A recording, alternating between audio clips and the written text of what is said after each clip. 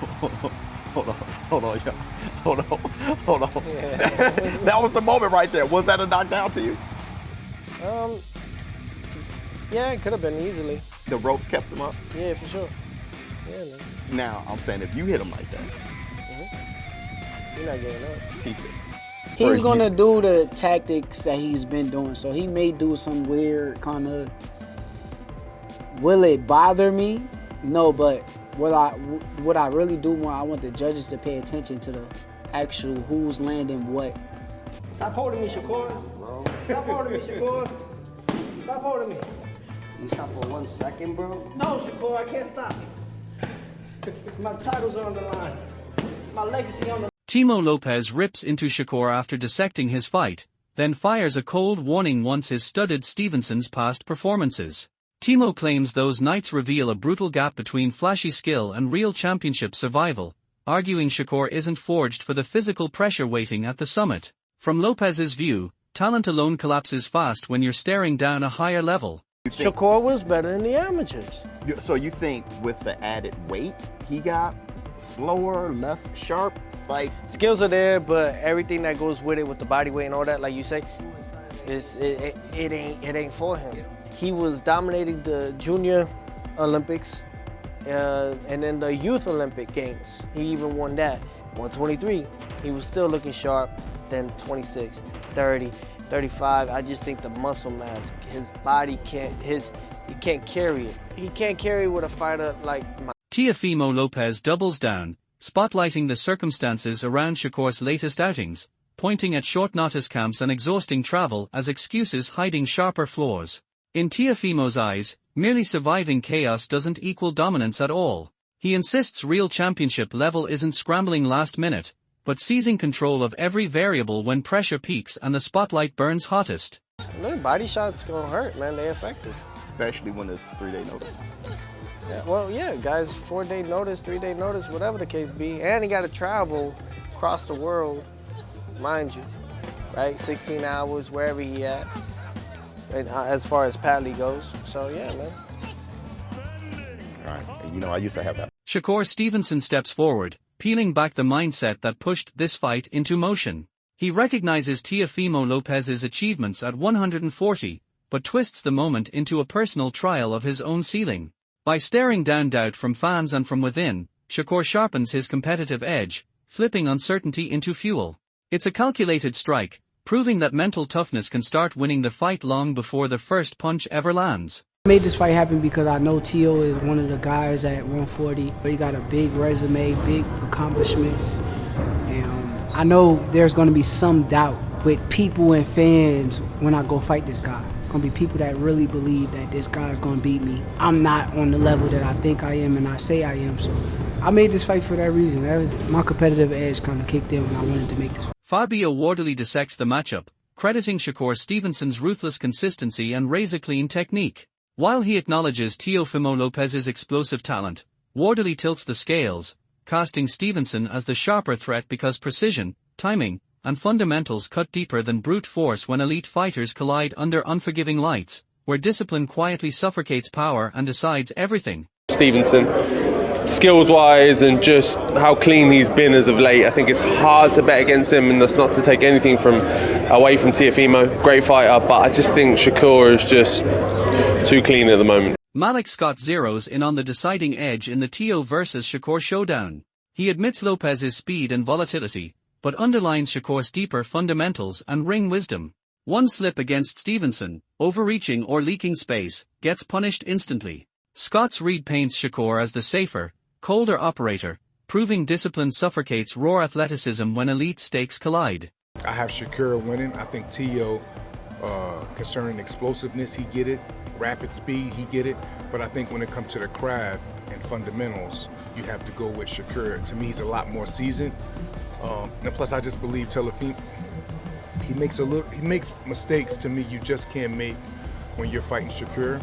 Like what? You can't be over. Emiliano Vargas, having traded rounds with Shakur Stevenson, issues a calm, unsettling warning toward Teofimo Lopez. He foresees a fight stretching deep, decided only by who truly arrives on the night.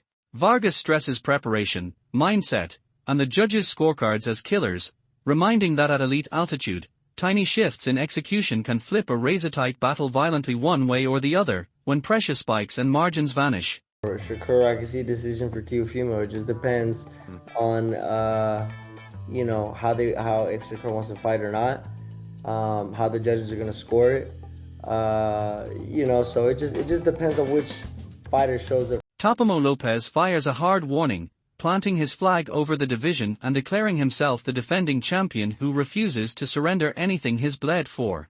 While acknowledging Shakur's glittering stats, Teofimo laughs off any talk of quitting, radiating unbreakable belief. Want to step in? This stance casts him as a fighter fueled by control and psychological force, setting a volatile, high-stakes, emotionally charged collision where dominance is the message and doubt gets erased. He's coming to go with my weight division. He's trying to take over my stuff. This is my bread and butter. I stand on it, and I'm not going to allow anybody, anyone, not a single soul in this room take what I've worked so hard for. Now, Shakur, you, judging by the recent CompuBox numbers, you're number one by a mile as far as fighters not landing any power punches on you. How do you feel when you hear a guy say he might not just stop you, but he might make you quit in the fight? Make me quit is crazy. Like, I don't got no quit in me, but it's cool. He's supposed to feel that way. Like, he's supposed to say that. Shakur Stevenson answers with ice-cold assurance, issuing a quiet but lethal warning as he locks in on focus and the roar of New York behind him. He frames it as best versus best, respecting the stakes without theatrics, calmly insisting there's only one ending and it ends with his hand raised. Shakur stresses mental readiness and a sharpened competitive edge, and the message cuts clear: strategy, belief, and clarity start shaping elite battles long before the first punch is thrown and the lights explode. Don't be, and when I Dude, I saw you as a sugar. You ain't accept it. I know when I didn't accept it, you felt some type of way, but it wasn't no type of way. Like, I didn't not accept it. In my generation, sugar is kind of like, Derek Chisora tears apart Teofimo Lopez's relentless rhythm, stressing that elite fitness is the engine behind everything. Lopez begins patient, then dials up pressure, stacking intensity until rounds start stretching painfully.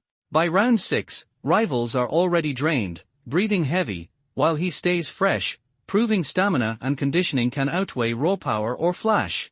Chisora notes Teofimo's consistency and ruthless pace control funnel opponents into errors and exhaustion, turning small cracks into danger.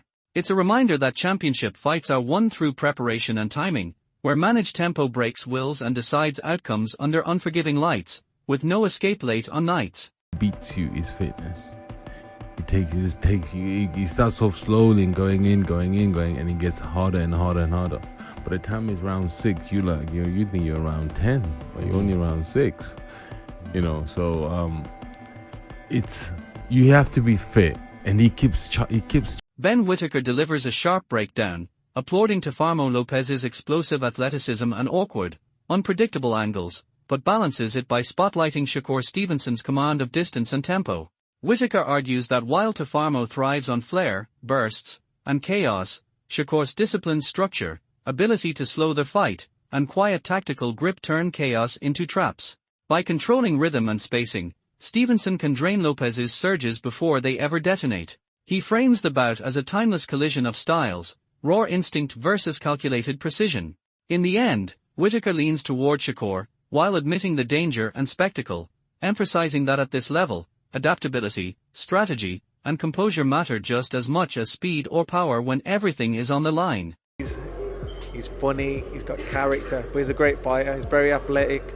He comes from awkward angles, and I do like his style, but I study boxing, I watch boxing, and I do like Shakur's style. The way he breaks his opponents down, he slows it down to his pace, he's got good distance. If you got to pick someone, I'm going Shakur, but it's a great fight. Eddie Hearn sketches Shakur Stevenson as a true boxing obsessive, a tireless gym rat whose fixation on the craft fuels ruthless preparation. Hearn praises Shakur's brilliance, pointing to iron discipline, deep dedication, and an endless hunger to sharpen every edge, traits that separate him from other elite names. This obsession doesn't just polish technique, it forges mental steel and quiet resilience, weapons that matter when staring down a dangerous force like Teofimo Lopez. Hearn stresses that this level of devotion repeatedly grants fighters a hidden advantage, turning lonely hours into decisive moments under the lights. Shakur's passion and commitment don't fade when pressure spikes, they ignite, marking him as a standout competitor built to execute cleanly when everything is on the line and hesitation gets punished. That because, one, he wants top sparring, but two, he gives his time as well because he's a gym rat, he's a boxing lunatic. Abel Sanchez lays out a cold tactical map for the looming clash, stressing that Shakur Stevenson's path to victory lives in distance and control. He contrasts that with Teofimo Lopez, a hunter who feeds on pulling rivals into traps and firing counters, forcing him to flip the script and become the aggressor. Sanchez warns Lopez can't recycle his last fight blueprint. He must step forward, seize the tempo, and gamble with intent. Meanwhile, Stevenson can weaponize spacing and timing, draining Teofimo's counters before they breathe.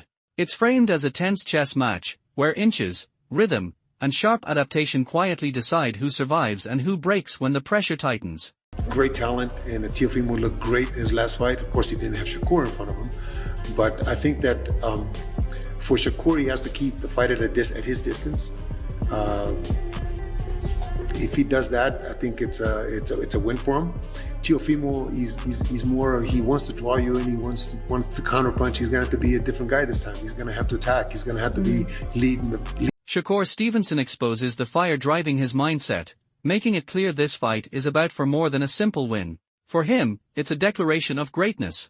He frames the matchup as a personal mission, a proving ground designed to display his full skill set and lock his legacy into the sport's memory. He shrugs off outside noise and expectations, locking in only on his own standards, the quiet trait that separates elite fighters from the rest.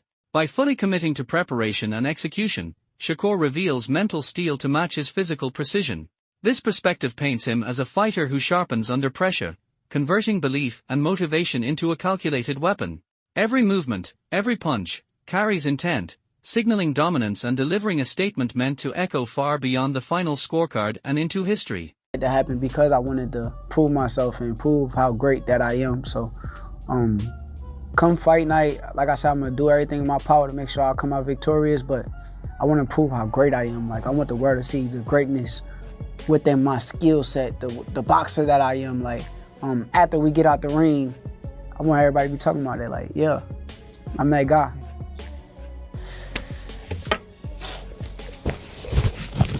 You're not gonna get that all the time. If you go for people's expectations, if you go for people's expectations and what you're gonna get after that, you're gonna always be disappointed. I ain't worried about the people. It's the fact that I want to show what level I'm on. You always gotta strive for something, whether it's anything you're gonna strive for. So at the end of the day, when I'm striving for something, I put a goal up there. That's how I'm gonna tackle my goal. And if I don't get it, I don't get it. But I'm damn sure giving it 1,010 and 100% to get it. So. Keishan Davis offers a rare, loaded perspective on the shared past between Teofimo Lopez and Shakur Stevenson.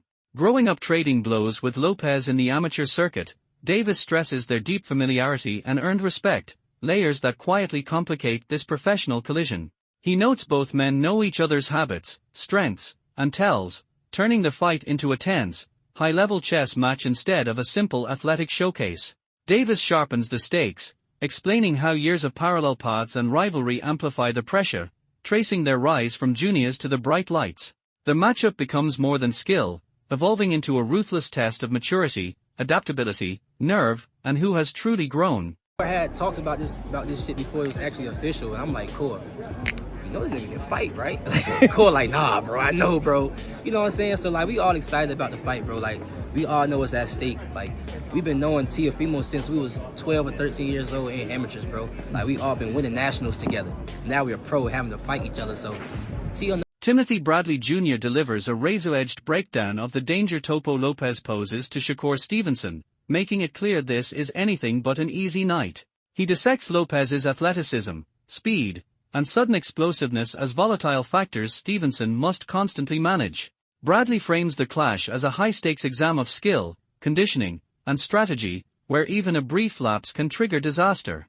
By studying Lopez closely, he stresses the ruthless need for preparation, adaptability, and constant awareness at elite level.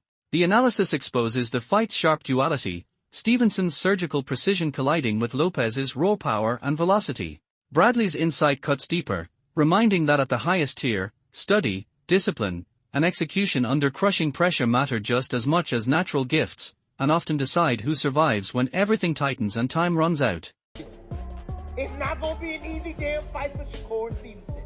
No, it ain't gonna be an easy fight. Nope. After studying freaking Lopez yesterday, man, look, that athleticism that he. Terence Crawford offers a revealing perspective after sharing the gym with Shakur Stevenson, praising his rare ability to absorb information and instantly weaponize it. Crawford calls Shakur a sponge, a fighter who collects every detail from coaches, partners, and rounds, then stitches those lessons directly into his style without hesitation. That adaptability makes Stevenson dangerous, constantly evolving, sharpening technique and strategy session by session. Crawford stresses that pulling insight from multiple voices gives Shakur a hidden edge, letting him read opponents early and adjust mid-fight before danger fully forms. The insight paints Stevenson not just as a gifted athlete, but as a true student of the craft, where intelligence, discipline, and obsession multiply natural talent. This kind of strategic adaptability, Crawford implies, is the quiet separator, the line between contenders and champions when pressure rises and fights turn unforgiving. In front of me.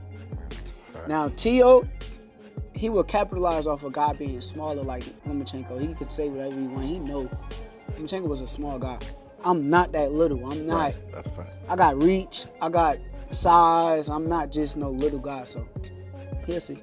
I'll be honest. I'm gonna be real honest. He was a lot better younger. Yeah. Yes. Bullseye. This fight is tightening into a volatile collision of skill, power, and strategy, where every edge matters. Teofimo Lopez storms in with speed, explosiveness, and loud confidence, while Shakur Stevens answers with surgical precision, cold discipline, and sharp adaptability. Fans aren't just watching about, they are bracing for a tactical war fought inch by inch inside the ring. Who rises when the pressure spikes and proves they are operating on a different level altogether? Drop your predictions below and tell us who you see standing tall, arms raised, walking out victorious when fight night finally explodes.